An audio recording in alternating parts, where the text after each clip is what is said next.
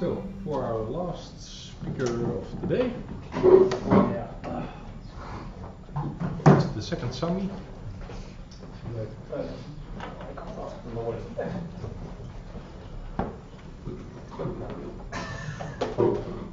me a second to Do this there, because otherwise you're in the shot. No, it's no problem. You should be aware that you're not picking your nose or.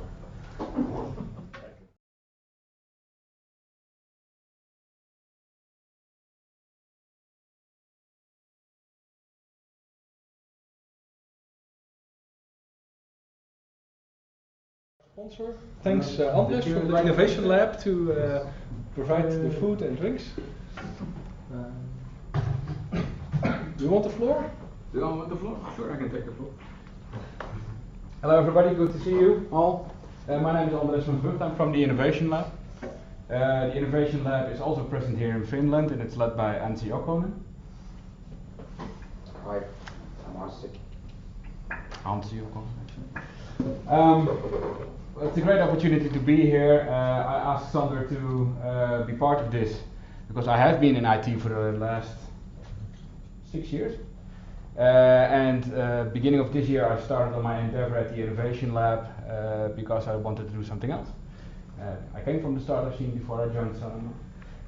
The reason why I am here is basically because the Innovation Lab needs you. And I also think that the Innovation Lab can offer you something. So IT needs the Innovation Lab. That's it for now, because I want to leave you curious on why we need each other. So feel free to ask questions later on. Feel free to have a conversation with me. And I'm sure we'll meet each other all again soon in the near future. Thank you very much.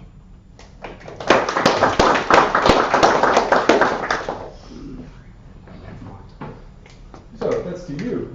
Yeah. Good. I'll be quick because I want to go home. Yeah, I think the rest of us too, so Okay. make it short and interesting. I will.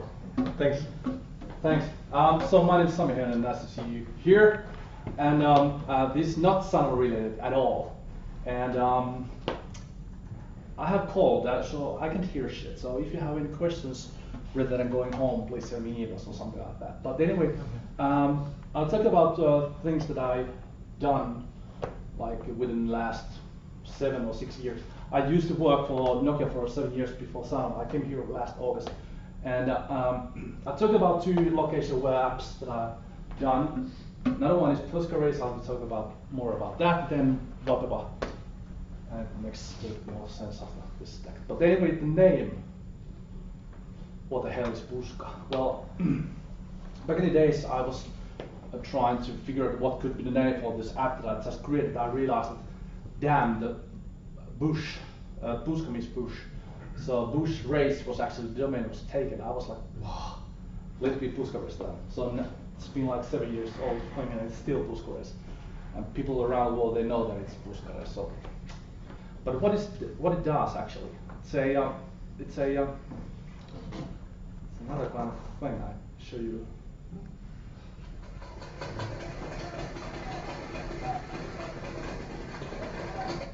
Oh.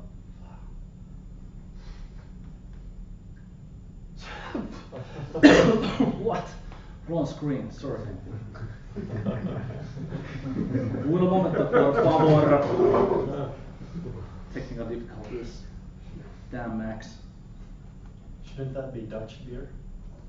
That's actually from last SaKE that was held in Hotdog. Oh yeah. I like to work with. So let's try again. Okay. So let's put it full screen. And this is the context where it is used. Run! No, it's just the normal.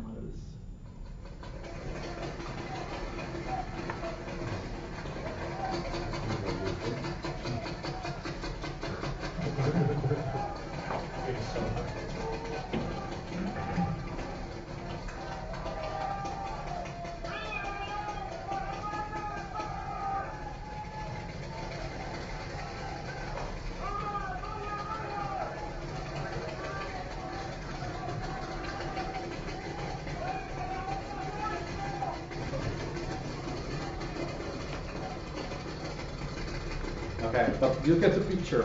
What's happening there? Yeah. So the thing is that this application, all those players, they have their phones that I don't have in their pockets, and it's sending location to the server where the coder can see where they are, and they can then command you now need to go there, you have to go there, and that kind of stuff. So it's a kind of solution to track paintball players, on a real-time map, and consists of a dashboard that is a HTML5 and the mobile native application that is written on top of iOS, Windows Phone 8, and Android. To put it really simply, what it is first there needs to be a capture of the location, then there's a layer of the data, and then some way to send comments back to the player. So it tracks the GPS all the time and delivers that as a form of JSON object to the backend. And yes, it runs on the lab. It still works. It does the trick. It's plain and simple. And then the front is on top of it's a file with PHP and all that. And this is a example of a JSON object that is sent to the backend like every 5 seconds. And just the user ID, operation ID. Operation refers to the game, and the player name and object client class. I'll talk about that a little bit later. And then the array of position. That might be that the player has actually moved 3 points, and they all need to be pushed at once. And then the header of the client. And that is the point is that it's not that the player is staring at the phone. The point is that actually, at least those paintball players, they are using PMR phones to communicate. So it's not, they are not actually relying totally on the screen what's happening there. And this the dashboard what they can have. They have the real-time weather, which actually matters, but then they have some metadata of the operation, and then they have a list of all those players in current game session, and then you're gonna start following and sending drag and drop that player to this different position, then he or she will receive that order.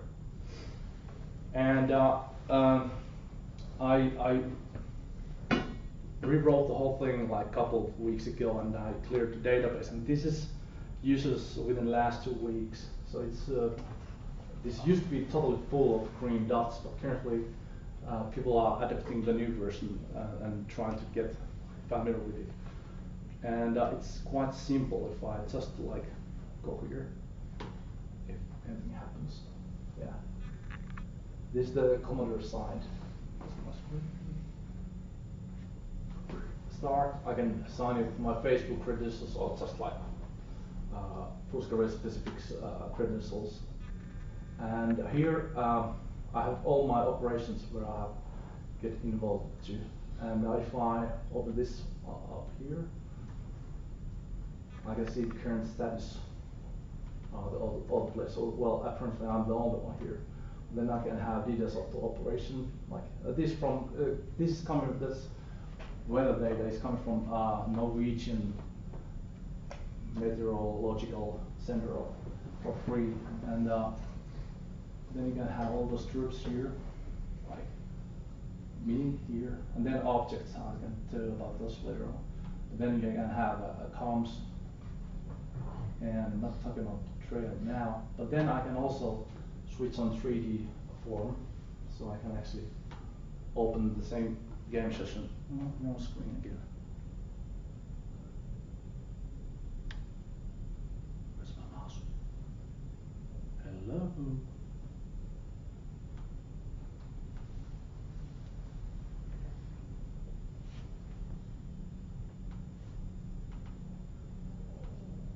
Bloody hell.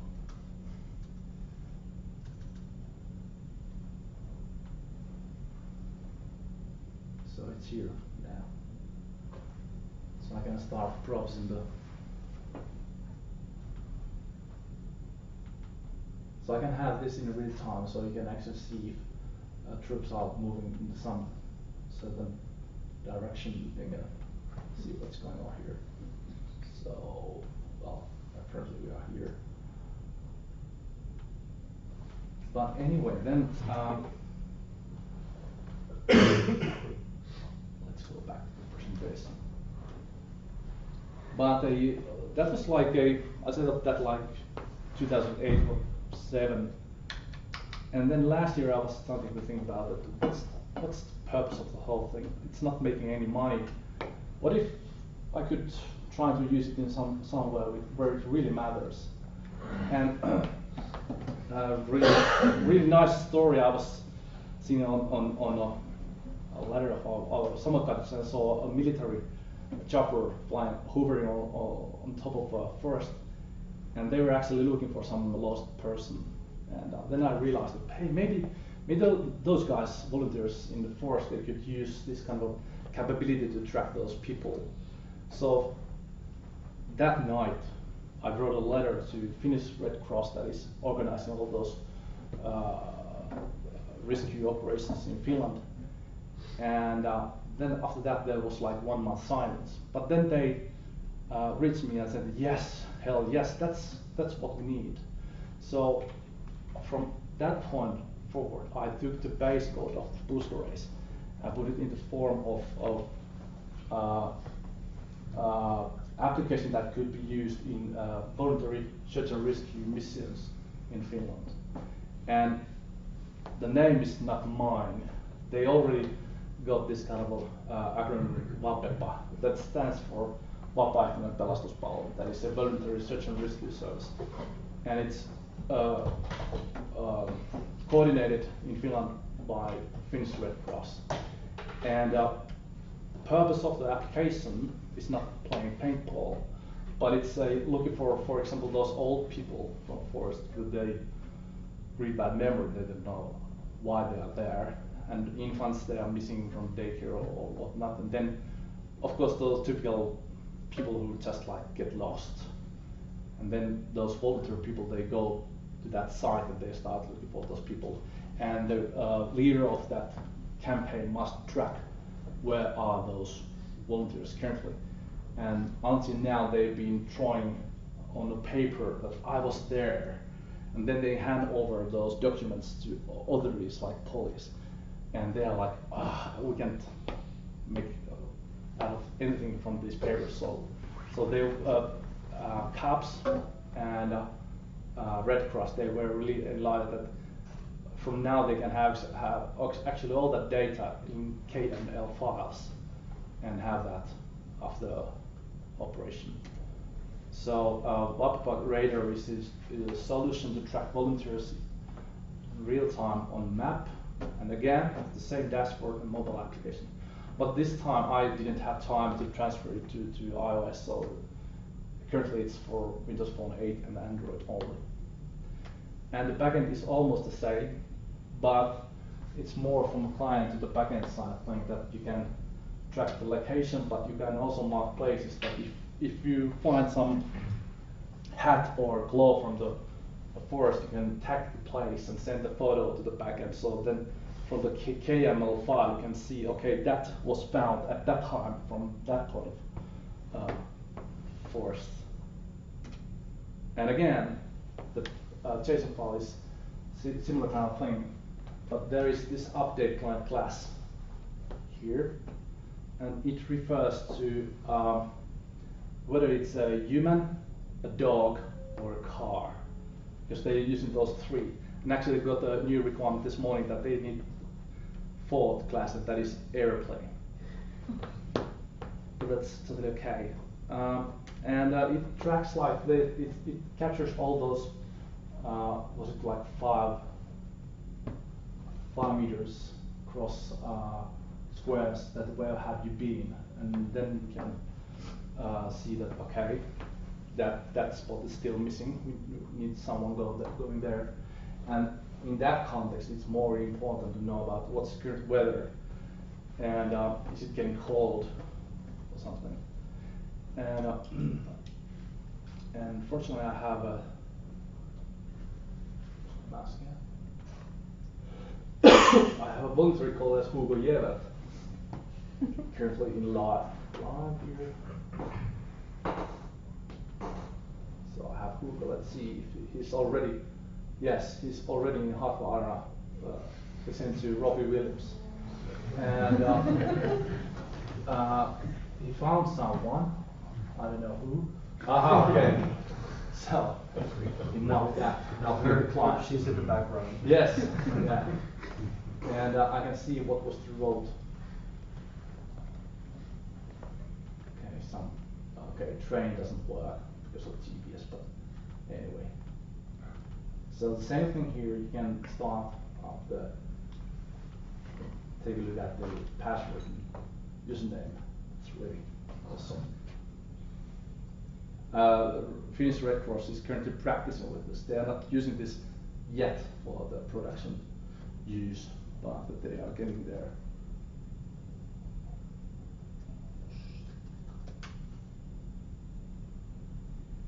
So again, I can see that Hugo first went to Burger King, and there's a picture of the hamburger, and then he took a train. And for some reason, in the train, it doesn't actually have that food. It's the mobile pay, but it doesn't work. Yeah. Now he got off on the train to Pasila, and then he went to the Hartwell Arena. He's there currently, having fun. So if you have more questions, please contact me, and that's all. Let's go home.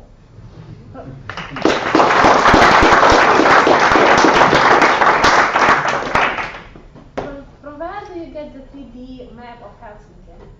How did I get that? Yeah, from where? Google. Okay. Yeah, currently I'm using just Google Maps. I used to use Ovi maps because I was working in Nokia, but now it doesn't matter. I use iOS and all that stuff. Thank you.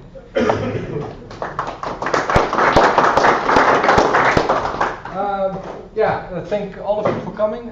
Special thanks for Jelmer for arranging most of this stuff during the video streaming. You didn't benefit from that, but for all people at home. And bringing the broken mic. And Andres and I think Ansi also helped out with organizing the rooms and all the stuff here. Jarkov providing some of the speakers. And a special thanks for all the speakers for making this possible. If you feel you want to share something for the next SaKE, please contact any of us and scream out what you want to talk about. It can be from your day job, but it can also be like Sami from his personal life, which as long as you think it's interesting for this crowd, we kind of agree, then you're more than welcome to join. Next one will be in the Netherlands. We'll then stream it this way, and then probably after summer we'll try to organize the next one. If you think it was valuable. So, do you think it was valuable? Yes. Sure. Yes? Okay. Yeah. Well, thanks a lot, and see you around.